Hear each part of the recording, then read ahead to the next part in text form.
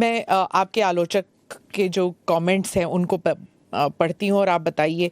जो दिल्ली के chief minister हैं वो कहते हैं, वो सवाल उठा रहे हैं। उन्होंने कहा कि ये जो अंधाधुंध लोग आएंगे, बीजेपी उन्हें नागरिकता देगी, उससे थेफ्ट, रॉबरीज, रेप बढ़ जाएगा।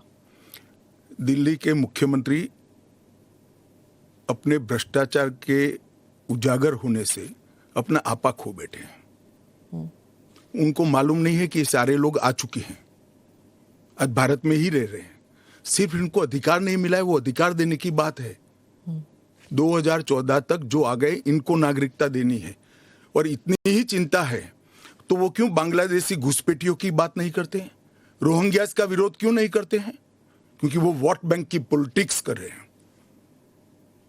दिल्ली के चुनाव उनके लिए लोहे के चने चबाने जैसे हैं, इसलिए वोट बैंक की पॉलिटिक्स कर रहे हैं। नौकरी का कहां सवाल है, वो ऑलरेडी यहां है। और बांग्लादेशी नौकरी का अधिकार नहीं मार रहे हैं क्या? रोहिंग्यास नहीं मार रहे हैं? इनके लिए तो आप कभी नहीं बोले भाई। सिर्फ जो हिंदू शरणार्थी आए हैं, जो बौद्ध शरणार्थी आए, जो जैन, पारसी और क्रिश्चियन शरणार्थी, इसी का विरोध कर रहे हैं। वो यही कह रहे हैं कि आप अपने नागरिकों को नौकरी नहीं दे पा रहे हैं और इनको आप स्मिता जी वो पार्टीशन के बैकग्राउंड को भूल गई हैं। शायद उनको जो निराश्रित आए थे, जो रेफ्यूजीज आए थे, इनके परिवार के साथ एक चाय पीनी चाहिए।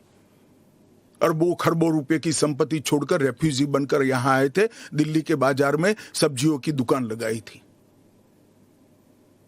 मोदी जी ने विभाजन की विभीषिका का दिन मनाकर उसको हिस्ट्री का हिस्सा बनाया है। इन लोगों के मन में संवेदना नहीं है, वो समझते नहीं है वहां धर्म के आधार पर इनके परिवार की महिलाओं का गौरव छीना जाए, अपमानित किया जाए, क्या करेंगे वो? इनकी वेदना हम भी नहीं सुनेंगे। 50 में आ गए, 60 में आ गए, 70 में आ गए, 80 में आ गए, आज भी नागरिकता नहीं है। बच्चों को अस्पताल में दाखला नहीं मिलता है, ढंग की नौकरी नहीं मिलती है, छुट भैया नौकरी करते हैं, अपने नाम से प्रॉपर्टी नहीं ले सकते हैं, मतदान नहीं कर सकते हैं। क्यों? क्या गुनाह है उनका? विभाजन का फैसला उन्होंने नहीं किया था, कांग्रेस पार्टी ने किया था। और उस वक्त सबने कहा था कि जो आएंगे उसको हम नागरिकता देंगे। अब अपने वादे से मुकर जाना, मैं मानता हूं कि हमें तो कम से कम मंजूर नहीं है।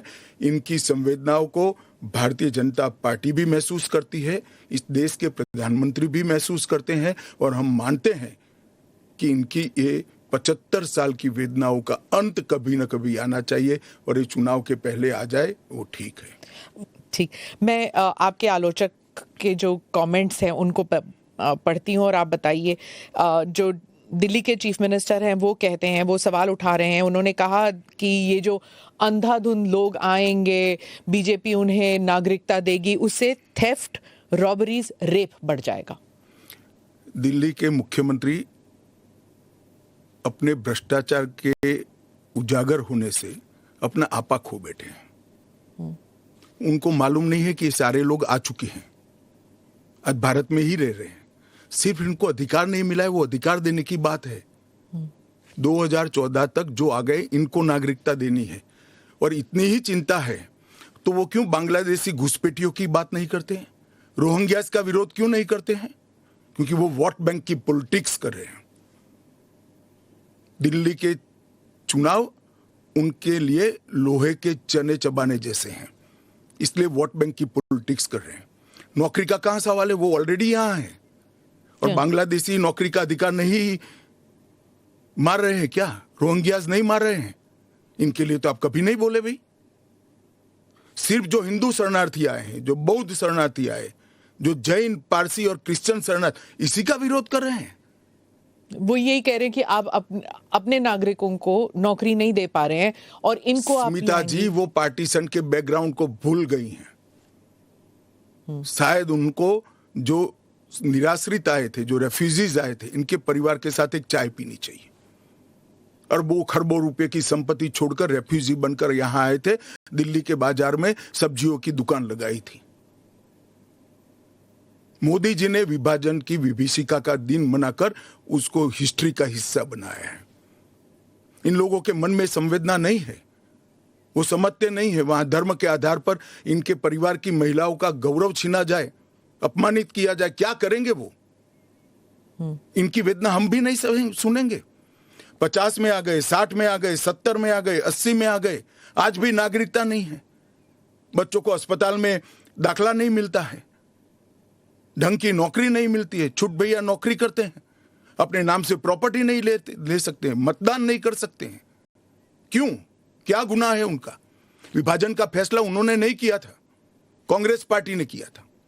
और उस वक्त सब ने कहा था कि जो आएंगे उसको हम नागरिकता देंगे। अब अपने वादे से मुकर जाना, मैं मानता हूं कि हमें तो कम से कम मंजूर नहीं है। इनकी संवेदनाओं को भारतीय जनता पार्टी भी महसूस करती है, इस देश के प्रधानमंत्री भी महसूस करते हैं, और हम मानते हैं कि इनकी ये 75 साल की वेदनाओं का अंत कभी न कभी आना चाहिए, और ये चुनाव के पहले आ जाए वो ठीक है।